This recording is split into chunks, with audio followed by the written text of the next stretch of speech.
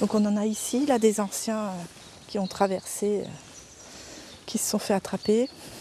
Une hécatombe sur Ici cette portion aussi. de route. Près de 30 cadavres de grenouilles et de crapauds jonchent le sol sur une centaine de mètres de bitume.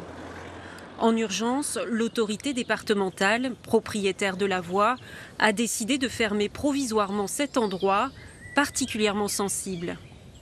Dans cette configuration-là, on a une zone boisée où les amphibiens restent les 3/4 de l'année. Ils ont plutôt une activité terrestre et ils se retrouvent en période prénuptiale comme en ce moment à vouloir rejoindre les zones humides, les mares et les étangs pour pouvoir se reproduire et retrouver donc les femelles. La mortalité des crapauds et grenouilles sur cette portion de route est connue depuis des décennies, mais c'est la crainte de les voir disparaître totalement de ce coin de campagne qui a poussé les autorités à réagir en s'appuyant sur les observations des scientifiques.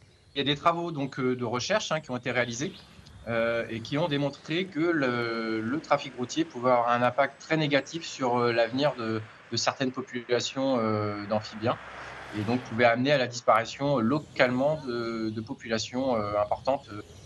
Globalement, les amphibiens sont les vertébrés les plus menacés de la planète. 41% des espèces risquent l'extinction.